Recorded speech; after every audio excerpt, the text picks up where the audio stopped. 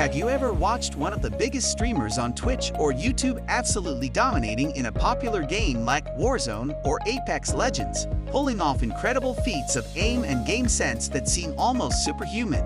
You're not alone if you found yourself wondering, how is this person so insanely cracked at the game?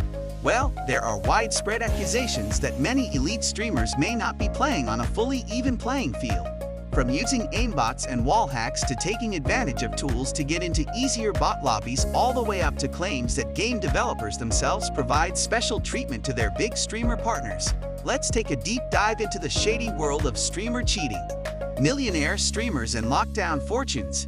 Have you ever thought about just how much money is actually at stake for the biggest streamers on platforms like Twitch, YouTube, Facebook Gaming, and more? It's an open secret that through a lucrative combination of subscriptions, donations from adoring fans, and sponsorship deals, the most elite streamers can easily make multi-million-dollar fortunes from simply playing and broadcasting their favorite games. Nick Mercs, one of the most popular Call of Duty Warzone streamers, has an estimated net worth of over $3.5 million just from his streaming income and related business ventures. Tim the Tatman, who streams a variety of different games, is worth over $8.5 million. And streamers like Nick Mercs, Cloaksy, FaZe Swag, and Aiden each likely pulled in over $1 million in 2022 alone. But those riches pale in comparison to the unimaginable fortunes made by the elite streamers during the global COVID-19 lockdowns of 2020 and 2021. With billions stuck at home and turning to streaming for entertainment, viewership numbers reached unprecedented levels. Streamers like XQCow, Myth, Courage, T-Few, and others were able to command multi-million-dollar exclusive streaming contracts from platforms desperate for their ability to attract viewers and paid subscribers. At the height of lockdowns, the world's most popular streamers like Ninja and Dr. Disrespect were earning an estimated $15 to $20 million per year. When you're talking about that kind of life-changing, generational money on the line, it's not hard to see why any advantage, including crossing ethical lines, could be hugely tempting. This brings us to the first major accusation of cheating: types of cheats. Clear and not so clear. There are a variety of different cheating tools and hacks that streamers have been accused of using to get an unfair advantage. The most blatant form is aimbots, third-party software that automatically aims and shoots for you with inhuman accuracy and reaction times. These are the clingiest and most obvious cheats that immediately stick out. Then you have more fine, silent aim hacks that only activate minor aim assist when you're close to an enemy, making it seem more plausible. Some wall hacks show you where enemies are even through walls and surfaces, giving you incredible awareness of everything happening around you. You also have aimbots that use magnetic technology to easily pull your aim towards enemies, almost acting like a crazy strong aim assist perk. And finally, there are field of view (FOV) hacks that let you see much more of the map surrounding you compared to normal vision, on top of separating cheats into blatant rage cheaters versus the more hidden low-profile variety.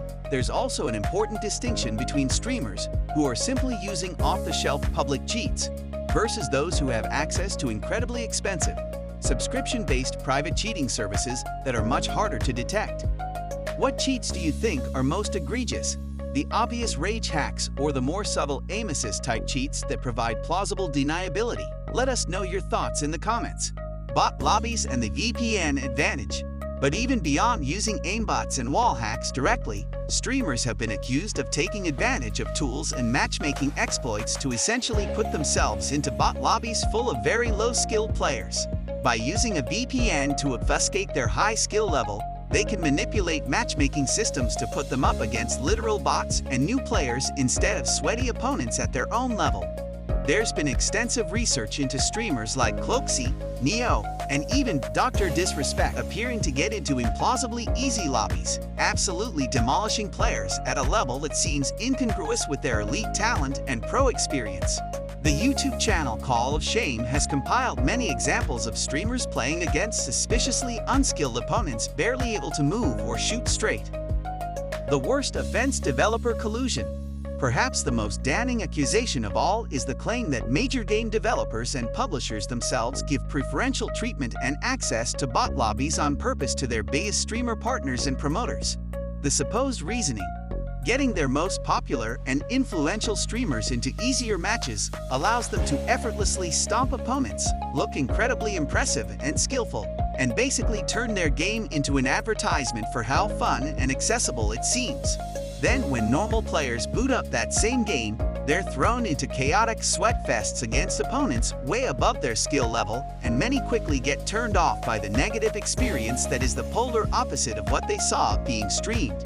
It's easy to see how this could be lucrative for game companies looking to sell more copies, even if it blatantly misleads their wider player base.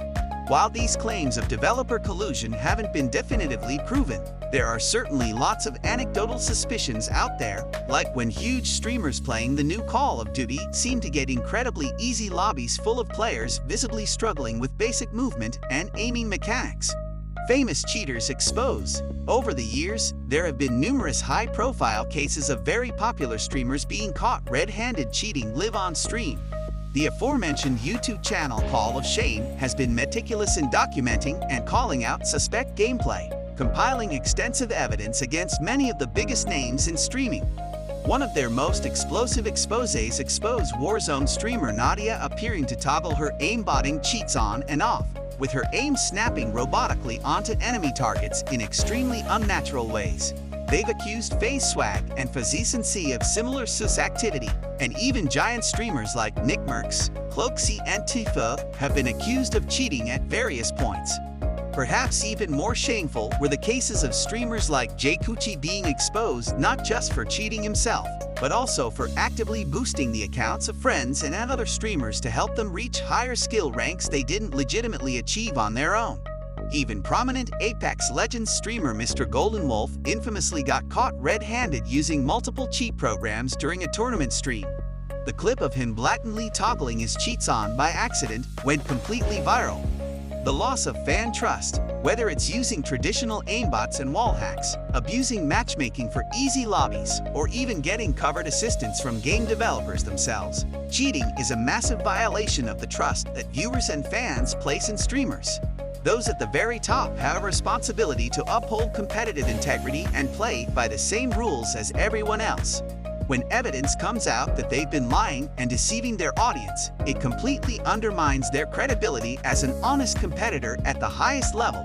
It shatters the aspirational dream of watching a streamer pop off and wishing you could play like them through legitimate skill and practice.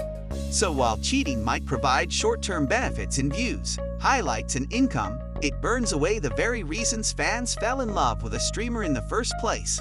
Hopefully, as cheat makers are shut down and developers get more serious about anti-cheat, we'll see these integrity violations get taken more seriously and offenders properly held accountable.